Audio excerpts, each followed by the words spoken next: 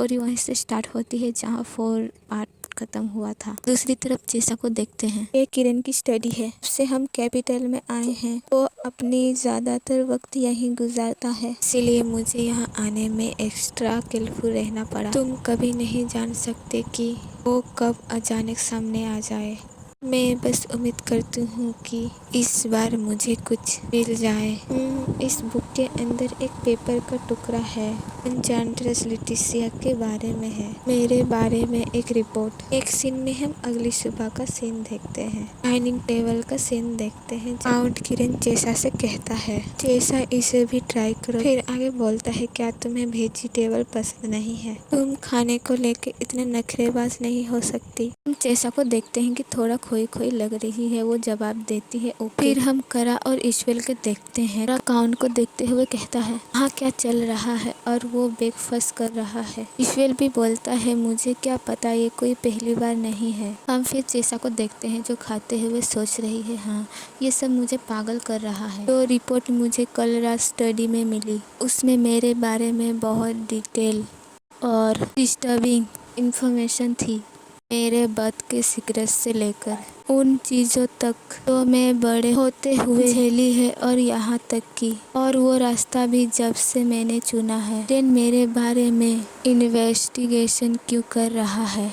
इनमें से कुछ इन्फॉर्मेशन तो अंडरवर्ल्ड में गहरे कनेक्शन के बिना मिलना इम्पॉसिबल है। मैंने पूरी रात कुछ और ढूंढने में निकाल दी, और अभी मुझे इस बेचैनी के साथ यहाँ बैठकर खाना खाना पड़ रहा है। ये बर्दाश्त से बाहर है। अभी काउंट न्यूज़पेपर में देखते हुए कहता है, मैं देख रहा हूँ कि काउंट लोडेन की ऑब्वियसली मौत की खबर आ गई है। काउंट किरण आगे कहता है, लिखा है कि हार्ट अटैक था। इतनी अफसोस की बात है। जैसा मन ही मन कहती है, हार्ट अटैक। मैंने सुना है कि नोवेल्स खुदकुशी को एक बेइज्जती समझते हैं, इसीलिए वो इस तरह इसे छुपा देते हैं। आई गेस काउंट किरण शुरुआत से ही इसी बात का इंतजार कर रहा था।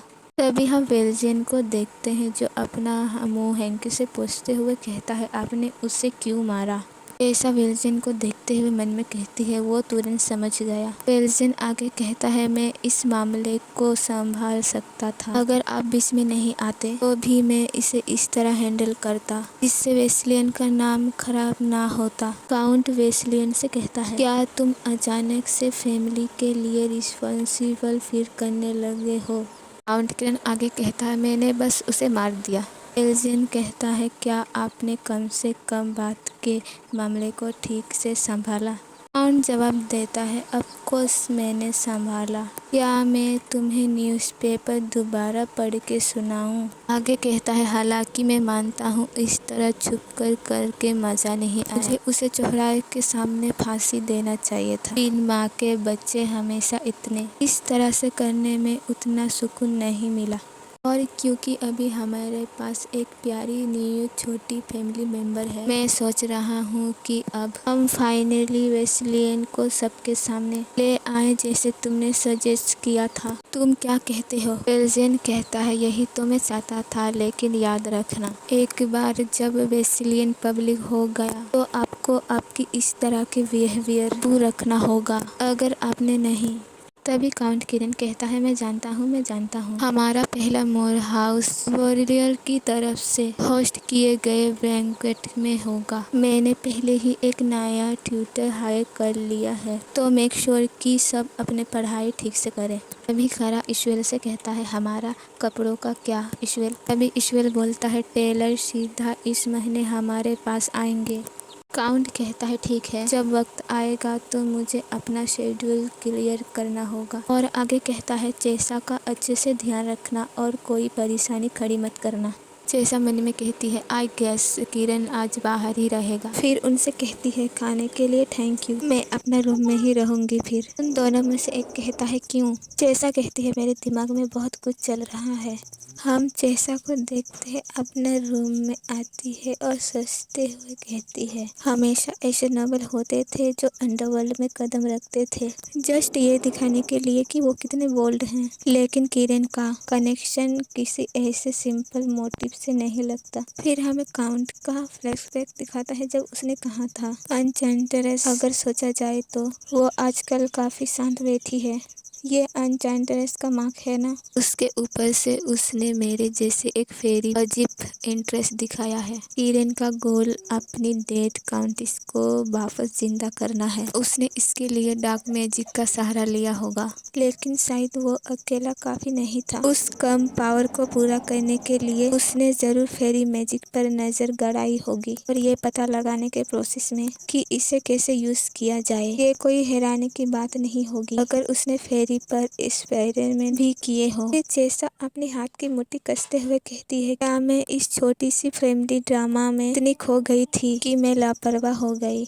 मैंने अज्यूम किया कि किरण का लौटा हुआ कंसर्न उस रिवाइवल स्पेल का जादू से था और अपने आप को कन्विंस कर लिया कि इसका फेरी एक्सपेरिमेंट से कोई लेना देना नहीं है। मुझे ये पहले ही समझ जाना चाहिए था। मुझे अगर किरण और अंडरवर्ल्ड के बीच में लिंक ढूंढना होगा तो मुझे मदद चाहिए। मैं पहले हाटा से कांटेक्ट करूंगी। फिर अपनी मैजिक बटरफ्लाई को छोड़ते हुए कहती है, वो उसका ट्रेल कैच क्यों नहीं कर रहा है। ऐसा नहीं हो सकता।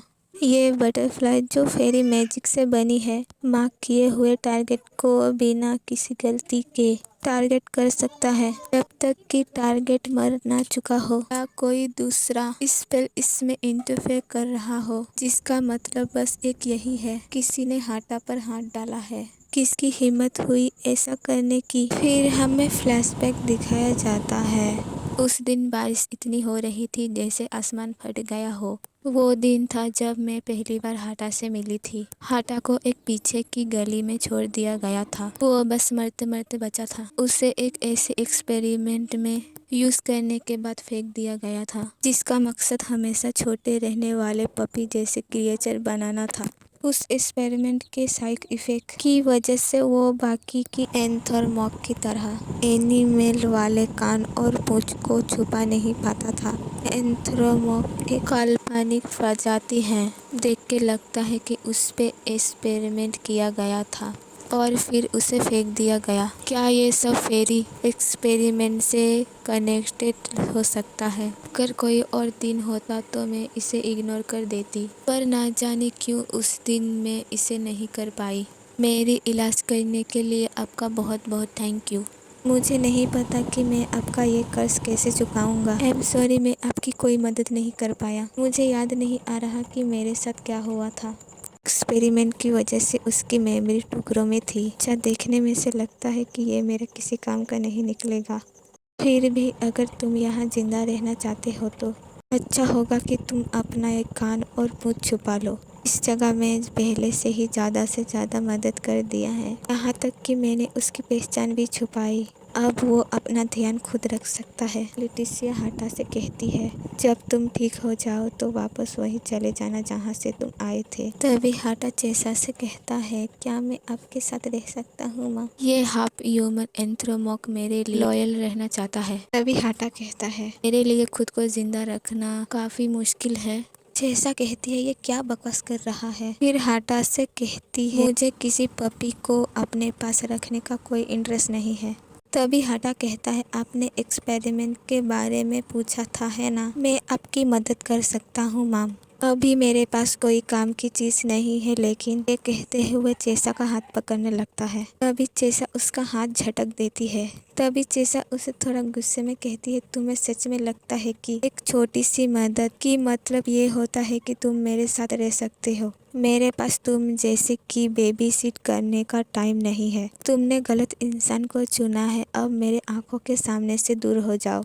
उसे भागने के लिए इतना काफी होना चाहिए था। फिर भी हाटा मेरे आसपास ही घूमता रहा। अभी हाटा कहता है, इसे देखिए, मैंने इसे आपके लिए बनाया है। मैंने कुछ इन्फॉर्मेशन निकाला है। लेटिसिया आगे कहती है, जैसे वो अपना कीमत प्रूव करने के लिए डेस्परेट हो। वो इस बात से डरा हुआ है कि उसे दोबारा फेंक ना दिया जाएगा। हाटा आगे कहता है, मैंने बनाया है, मैंने आपके लिए कुछ बनाया है। मुझे लगा कि ये आप पे सूट करेगा। लेटिसिया मन में कहती है, क्या डॉग ऐसे ही होते हैं? अच्छा होगा कि ये मैं ले लूं और उसे मुझे परेशान करने बंद करने को कहूँ। फिर हाटा से कहती है, ठीक है, मैं इसे ले लेती हूँ, बस यहीं तक मेरे पीछे आना बंद करो। हाटा बोलता है आपने इसे एक्सेप्ट कर लिया। चेसा बोलती है क्या? हाटा कहता है आपने फाइनली मेरी दी हुई चीज को एक्सेप्ट कर लिया। मैं अभी बहुत खुश हूँ। चेसा मन में कहती है एन्चेंट्रेस बनने के बाद ये पहली बार था। फिर हमें चेसा का पास दिखा जाता है जिसको लोगों ने कहा था तुम दुष्ट एन्चेंट्रेस गंदी औरत, ये उस क्रेजी फेरी की बेटी है ना। अब ये कौन सा नया हंगामा प्लान बनाने की कोशिश कर रही है। टिशा बोलती है कि कोई मेरी वजह से खुश हुआ था, वो सबके बाद भी हाटा ने मुझे अकेला नहीं छोड़ा। अभी हाटा कहता है मैंने इस बार एक नया पोशन बनाया है। चेसा मन में कहती है वेल मुझे लगता है एक छोटा पप्पी से कोई नुकसान नहीं होगा। एंड में मैंने उसे मेरे पास रखने का डिसीजन ले लिया। अगर ये लोग अंडरवर्ल्ड के हैं तो ऐसा हो ही नहीं सकता कि उन्हें पता ना हो कि हाटा मेरे लिए कितना इम्पोर्टेंट है। इसकी हिम्मत हुई ऐसा हरकत करने की। अगर मुझे हाटा को बचाना है तो फिर मुझे अपनी ओरिजिनल फॉर्म में वापस आना होगा। प्रॉब्लम यह है कि वो पोशन हाटा की शॉप में रखी है। फिर चेसा कमरे से बाहर झांकते हुए मन में कहती है फिर भी अगर उन्हें पता चला कि मैं मिसिंग हूँ तो ये भी वजह की ट्रबल खड़ी करेगा। मुझे पहले सिचुएशन को समझना होगा।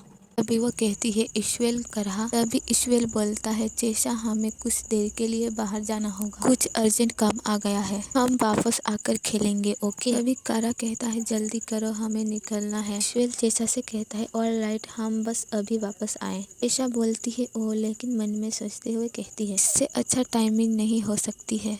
नेक्स्ट सीन में हम चेसा को हाटा की शॉप में देखते हैं। तभी चेसा कहती है ये क्या है, हाटा की शॉप पूरी मैच है क्योंकि पैसा और बाकी के स्टाफ यही है तो ये कोई चोरी नहीं लगती डैमेट कहते। तभी हमें एक फ्लैशबैक दिखाया जाता है जब चेसा ने हाटा को ये शॉप दिया था, अब मुझे ये शॉप दे रहे हैं।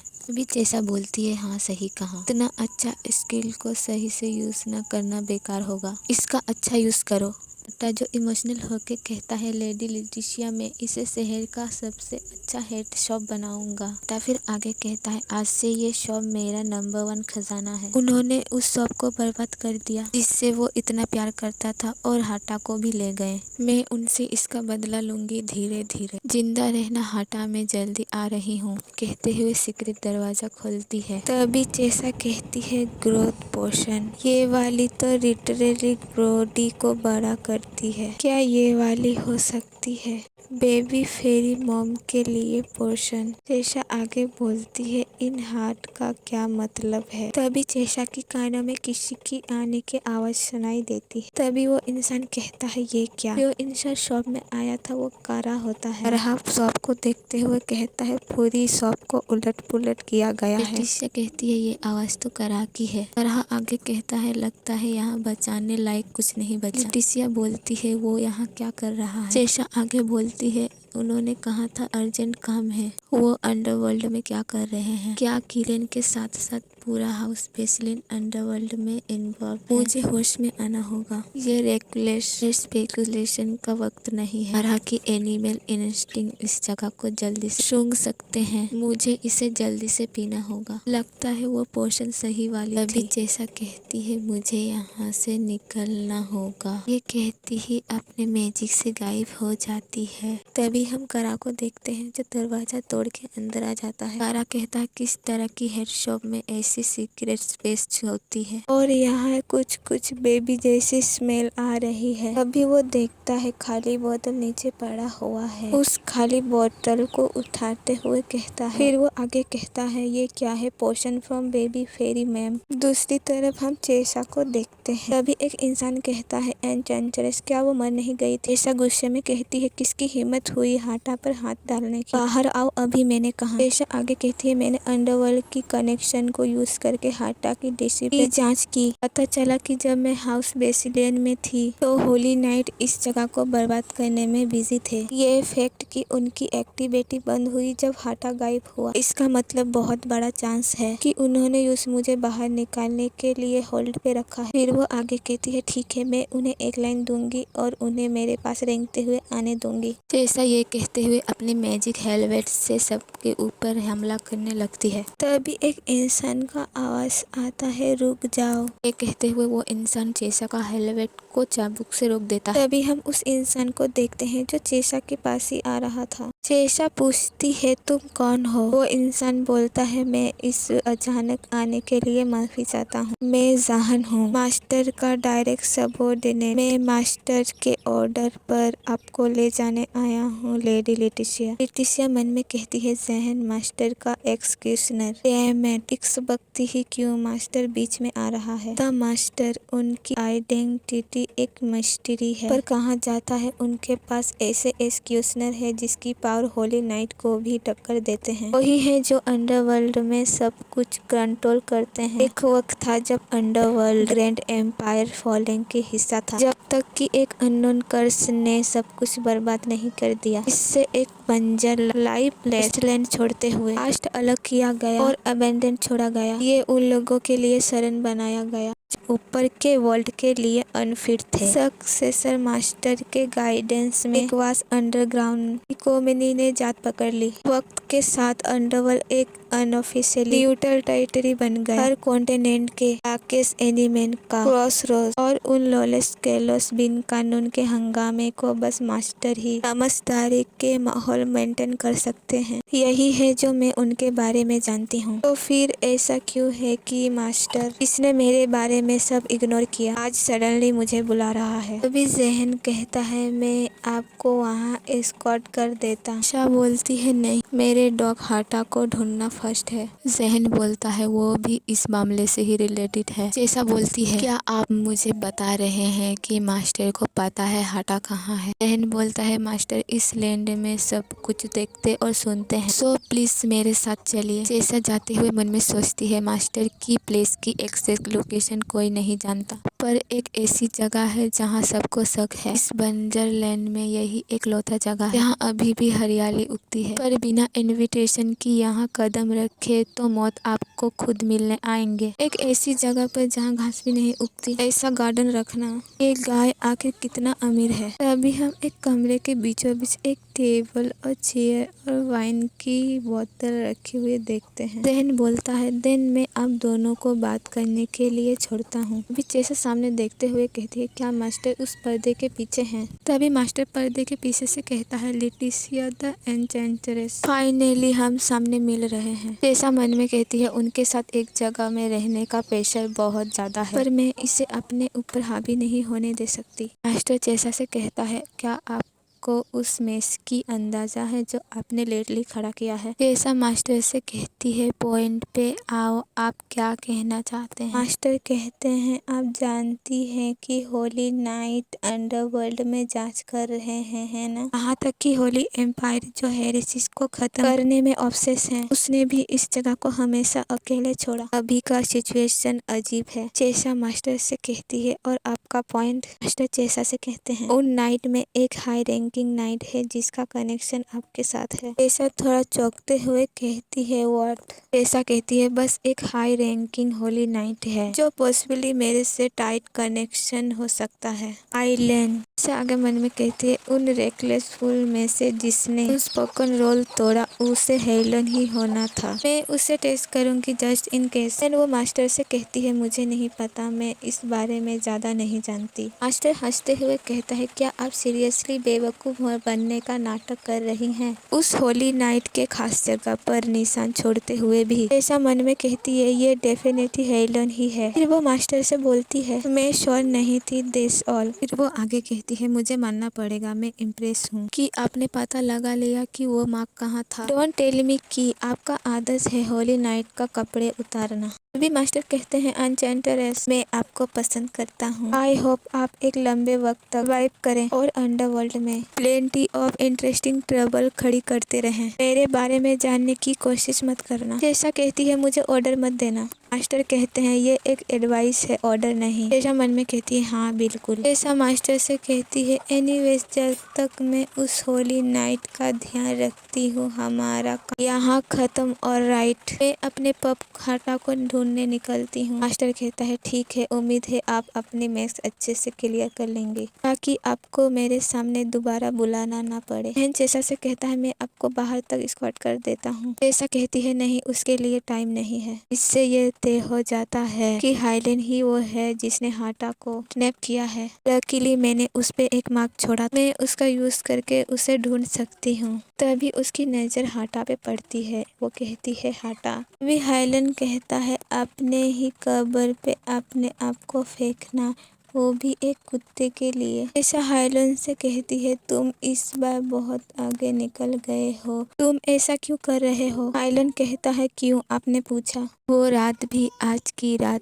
की तरह था, ऊपर फुल मून खिला हुआ था। क्या तुम्हें भी वो रात याद है अनचांटेड? तुम मुझे बताने वाली हो कि तुमने उस रात मुझे क्यों छोड़ा था? किसिया मन में बोलती है उस रात को क्या हुआ था? कोई 5 साल पहले की बात है जब मैंने फेरी के रूप में अपनी पावर जागृत ही किया था। और कितनी देर मुझे इससे ही भागना पड़ेगा। हंटर हमेशा के जैसे मेरे पीछे पड़ गए थे। तभी एक हंटर कहता है हमने उसे लगभग घेर लिया है, डरो मत, वो अभी तक अपने पावर को संभाल नहीं सकते। पर उस रात में कुछ अलग बात थी। पहली बार मुझे लगा कि मैं शायद जिंदा बच नहीं पाऊंगी। मैंने कभी फेरी के रूप में पैदा होने की मांग नहीं की थी, मैं तो बस एक सिंपल आम जिंदगी चाहती थी। तभी हंटर की आवाज आती है अब पकड़ो उसे। क्या सच में मेरी अंत ऐसे ही होने वाला है? तभी चेसा सामने हेलन को देखती है और मन में सोचते हुए कहती है। उसकी आंखें जो समुद्र की तरह शांत थी, उनमें एक अजीब सा एहसास था। और पता नहीं क्यों मेरे दिमाग में एक ख्याल आया, अगर मुझे यहाँ मरना ही है तो मैं उसके हाथों से मरना पसंद करूंगी। कम से कम मेरी लाश की तो बेइज्जती नहीं होगी। फिर वो हाइलेन से कहती है प्लीज बस मुझे मार दो। अभी हम नेक्स्ट सीन देखते हैं जहाँ चेसा कहती है मैं कब बेहोश हो गई थी, क्या मैं जिंदा हूँ? मेरे हाथ पैर सही सलामत है, या शायद मुझे जिंदा पकड़ने का प्लान था? पर ऐसे जिंदा रहना ये कोई जीना नहीं है। जाहिर है मौत से मुझे डर लगता है, लेकिन हमेशा भागते हुए जिंदा रहना जहाँ मेरा कोई अपना नहीं, ऐसी जिंदगी का क्या मतलब? इससे तो आसान होता मैं तभी मर जाती। तभी उसे कुछ आवाज सुनाई देता है। वो कहती है हंटर वो यहाँ क्या कर रहा है? हाइलेन को देख के कहती है क्या वो हंटर के साथ मिला हुआ है? तभी हाइलेन कहता है तुम्हें भूख लगी है, ये लो कुछ खा लो। चेसा जो छोटी सी हथियार लेते हुए कहती है क्या तुम भी उन्हीं में से एक हो? हाइलेन बोलता है बिल्कुल नहीं, ये लो, ये खाना सेफ है, खाना खा लो, कोई बात नहीं, हम काफी दूर आ गए हैं तो अभी तुम्हें चिंता करने की जरूरत नहीं है। ये कहते हुए उस खाने की एक टुकड़ा को खा के दिखाता है उसे। चेसा उसे देखती है और मन में कहती है क्या मैं इस पे भरोसा कर सकती हूँ? भरोसा ने मुझे तो हमेशा धोखा ही दिया है। लेकिन तभी हाइलेन कहता है आराम से खाओ, क्या बस एक बार इस पे भरोसा करना सही होगा? मुझे पता भी नहीं चला और मैं एक अनजान बंदे के सामने रोने लगी। ये कितना शर्मनाक है, मुझे और कितना दिन मिसेरेबल जिंदगी जीना पड़ेगा। तभी हाइलेन कहता है आज की रात चांद को देखने के लिए परफेक्ट रात है। फिर आगे बोलता है ये फुल मून है, बहुत वक्त हो गया था जब मैंने आसमान की तरफ देखा था। उस रात फुल मून इतना खूबसूरत था कि मेरी रीढ़ की हड्डी में सनसनी दौड़ गई। मैं मून को देख रही हूँ और उसकी खूबसूरती को फील कर रही हूँ। ये सब उस वजह से है क्योंकि मैं जिंदा हूँ शायद। फिर जैसा हाइलेन से कहती है तुमने मुझे बचाया है ना? हाइलेन जवाब देता है हाँ, मेरी मदद करने के लिए थैंक यू। हाइलेन कहता है मुझे नहीं पता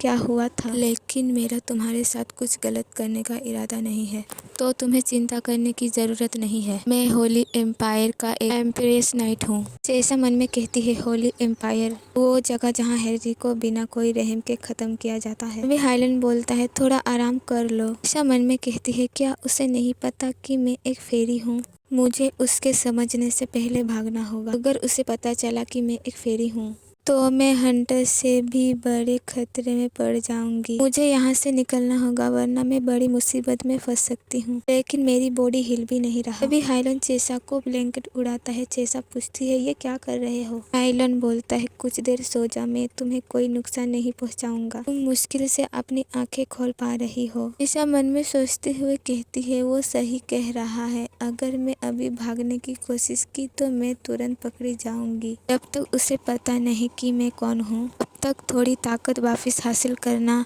बेहतर होगा। मैं अभी आराम करती हूँ और कल सुबह सबसे पहले यहाँ से निकल जाऊंगी। लेकिन हाइलैंड से पहले उठने का मेरा प्लान अचानक आए बुखार की वजह से बर्बाद हो गया। मैंने उसके देखभाल में एक और पूरा दिन निकाल दिया इससे पहले कि मैं आखिर में डुल जितनी ताकत हासिल कर पाती। भागने का प्लान तो गया, मैं उसकी और एहसानमंद हो गई।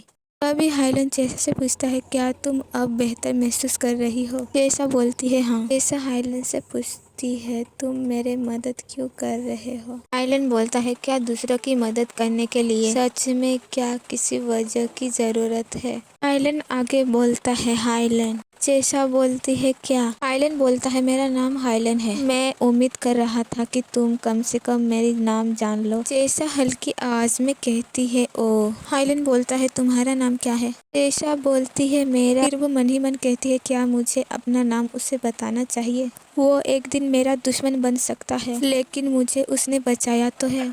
मुझे लगता है अपना नाम बताना कोई बड़ी बात नहीं है। तभी वो हाइलन से कहती है मेरा नाम। तभी उन्हें बाहर से कुछ आवाज सुनाई देता है। तभी चेसा बोलती है वो आवाज क्या? वो स्लेव हंटर्स। आखिरकार उन्होंने मेरा सुराग ढूंढ लिया और ऐसे वक्त पर जब मुझे बुखार है। हाइलन बोलता है क्या ये वही लोग हैं जिन्होंने तुम्हारे साथ ये सब किया? चेसा बोलती है हाँ ये स्लेव हंटर्स हैं। तुम्हें मुझे यहाँ छोड़कर भाग जाना चाहिए जब तक तुम भाग सकते हो। हाइलन कहता है मैं ऐसा क्यों करूँगा? चेसा हाइलन से कहती है क्या तुम पागल हो? अगर उन्हें पता चला कि तुमने मेरी मदद की है तो तुम भी मारे जाओगे। वो 10 से भी ज्यादा लोग हैं। हाइलन कहता है अब नहीं, मैंने कल रात ही उनमें से आधे लोग को निपटा दिया था। चेसा मन में बोलती है उसने हंटर्स को निपटा दिया, मैं अपनी फेरी पावर के साथ भी उनके सामने टिक नहीं पाई थी। एक मामूली नाइट एम्प्रेस कैसे, और वो भी बिना किसी चोट के। हाइलन कहता है तो चिंता करने की कोई बात नहीं है। चेसा हाइलन से कहती है अगर ये सच है तो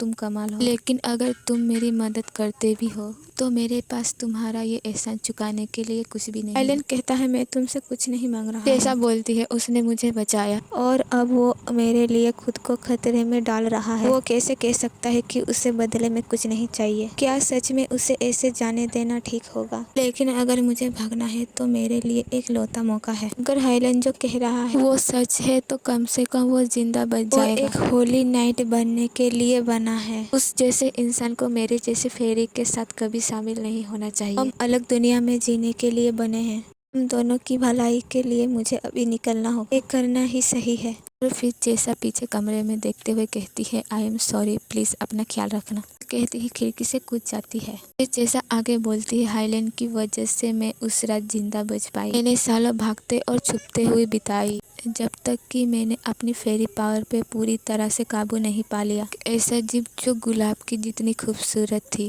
और उसके कांटे जैसे ही बेरहम। मेरा नाम दूर दूर तक फैल गया और वक्त के साथ दुनिया मुझे एन्चेंट्रेस कहने लगे। मैं जैसे चाहती थी वैसे जीती थी। वो भी मेरे रास्ते में आता था उससे मैं काट फेंकती थी। लेकिन कभी कभी सोचती थी उस रात उस लड़के का क्या हुआ? क्या वो जिंदा बचा? क्या वो ऑफिशियली एक होली नाइट बन गया? क्या उसे मेरे बारे में सच पता चला? अगर पता चला क्या उसे मुझे बचाने पर अफसोस हुआ? क्या उसे धोखे का एहसास हुआ? ये जानकर मैंने उसे अकेला छोड़ दिया और खुद भाग गई। क्या कभी उसने मुझे ढूंढकर उस रात जो अधूरा रह गया था उसे पूरा करने की चाह की? ये सवाल मेरे साथ सालों तक रहे और इन सवालों ने मुझे दोबारा उस लड़के के सपने दिखाए। वो लड़का जिसने मेरी जान बचाई थी, भले ही वो मेरी आखिरी सांस से पहले सिर्फ एक बार क्यों ना हो। इतने अलग रास्ते पर चलने के बाद हमारा दोबारा मिलना रोमांटिक बिल्कुल नहीं था। बस दो ऐसी रोहन बची थी जो एक दूसरे को चीर-फाड़ करने के लिए बेचारे थे। फ्लैशबैक खत्म होता है और हमें उन दोनों को दिखाया जाता है। हाइलन चेसा से पूछता है तुम मुझे जवाब क्यों नहीं दे रही हो? चेसा बोलती है पास्ट खत्म हो चुका है। नो मैटर मैं जो भी कहूँगी, ये सच नहीं बदलेगा कि मैं भाग गई थी। क्या ये सब इस वजह से है? क्या यही वजह है कि बड़ा इनक्यूबेटर अंडरवर्ल्ड की गंदगी को खोद रहा है? तभी हाइलन कहता है, तुम्हारा अचानक गायब होने के पीछे क्या चक्कर है? जैसा मन में कहती है, मुझे लगा कि उसने हाटा को इसलिए किडनैप किया क्यों वो आखिर इसे खत्म करने के लिए हमेशा के लिए तैयार था। वो ये बेवजह की सवाल क्यों पूछे जा रहा वो मेरा? तभी जैसा मन में कहती है, वेट, ये क्या है? मेरा बॉडी अजीब फील हो रहा है, अनसनी का एहसास, जैसे मुझे किसी भी सेकंड छींक आने वाली हो। ये बिल्कुल वैसा ही एहसास है जो मैं तो फील की थी जब पहली बार बच्ची में बदली थी। क्या मैं एक बच्ची में चेंज हो रही हूँ? मैंने तो वो पोशन पिया था जो मुझे नॉर्मल बनाने के लिए था। अभी क्यों नहीं? ये इस वक्त नहीं हो सकता। अगर मैं यहाँ बच्ची बन गई, अगर उसे पता चल जाएगा कि मैं इतना दिन से फेक कर रही थी, मैं अपना बेइज्जती नहीं होने दे सकती। मैं अरोसे रेल में भाग रही हूँ। ये कहते ही पर्पल कलर की रोशनी चारों ओर फैल जाती है और हाटा को भी साथ में हीरो से रेल में ले जाती है। तभी हाटा कहता है, लेडी लेटिसिया। ऐसा बोलती है, बार बार बचे, मुझे हेरो से रेल के अंदर जाने की जरूरत है ताकि मैं वापस अडल्ट फॉर्म में सेट हो सकूं। जैसे ही हेरो से रेल खत्म होगा, मेरा चाइल्ड फॉर्म एक्सपोज हो जाएगा। मुझे यहाँ सब चीज हैंडल करनी पड़ेगी, चाहे कुछ भी हो। तभी हम हाइलन को देखते हैं जो कहता है, तुम जो भी प्लॉट कर रही हो, एंटरस, आज तुम बचकर नहीं निकल सकती। ऐसा बोलते कितना इरिटेटिंग है। वे हाटा बोलता है, तुम व्हाइट हेयर वाले जो लेडी लेटिसिया को छोड़ दो। तभी लेटिसिया अब जैसा कहती है, कोई बात नहीं हाटा, मेरे पास एक प्लान है। फिर वो हाइलन से कहती है, अब बहुत हो गया ये बेकार का बेकिंग एंड फ्लोट, क्यों ना हम एक डील करें? मैं वो सीक्रेट रीडर वापस कर दूंगी जिसे तुम डेस्परेट ढूंढ रहे हो, फिर हम अपने अपने रास्ते चले जाएंगे।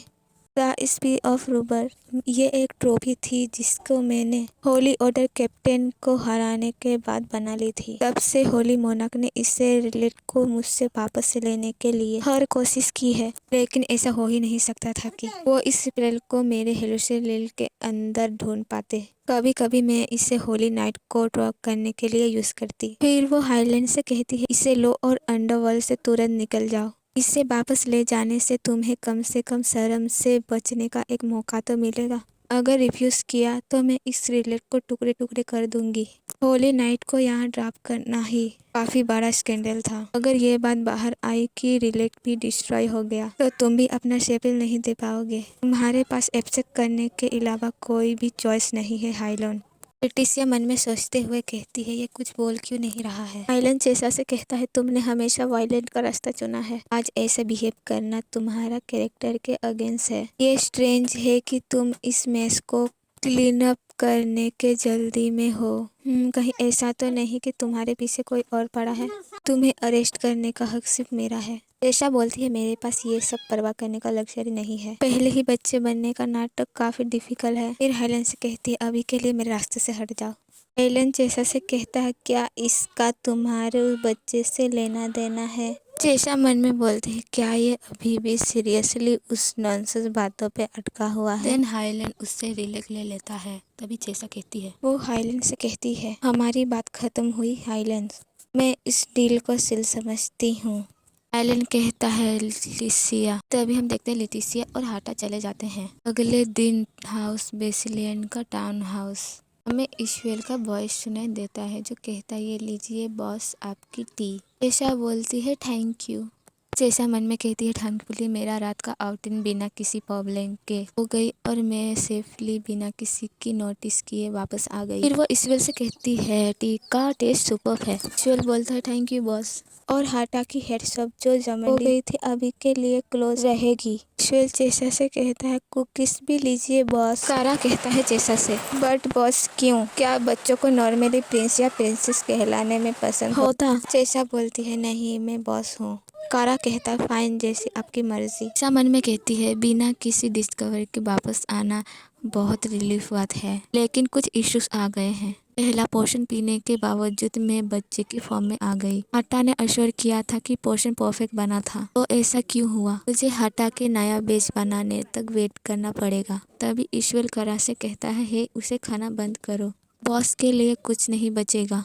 दूसरा प्रॉब्लम करा है। कल अपनी अनएक्सपेक्टेड आउटिंग के बाद वो हेड शॉप पे आया था, लेकिन अंडरवर्ल्ड ऐसी जगह नहीं है जहाँ कोई बिना किसी रीजन के जाए। मुझे श्योर है उसका कोई स्पेसिफिक पर्पस था। मुझे लगता है हाउस बेसिलर कुछ ज्यादा सीक्रेट छुपा रहे हैं। मैं अपने गट डाउन नहीं होने दूंगी। मुझे जब भी चांस मिलेगा इन्वेस्टिगेट करना पड़ेगा। सीरियसली मुझे डेटा गैप करना पड़ेगा। अभी करा कहता है वेट, मुझे किसी डॉग का स्मेल आ रहा है। ऐसा बोलती है वाट, ये क्या बात कर रहा है ऑन, क्या ये डॉग की। अभी हम देखते हैं सामने की झाड़ियों में से एक डॉग रोल करते हुए आता है।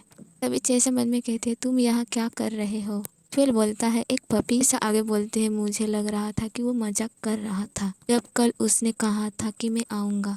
फ्लैशबैक में देखते हैं जब हाटा ने कहा था जब हम सब डाउन कर रहे हैं तो मैं तुम्हारे साथ रहने आ जाता हूँ। ऐसा बोलते ही वो सच में आ गया। तुम यहाँ क्या कर रहे हो छोटे ट्रबल मेकर। मैं तुम्हारा क्या करूँ।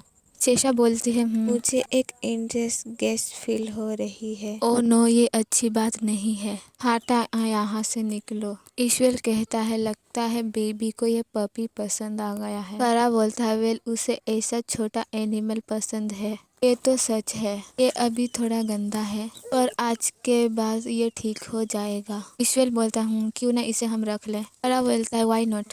टिसिया थोड़ा पैनिक में वेट होल्ड ऑन, क्या ये लोग सच में हाटा को अडॉप्ट करने वाले हैं।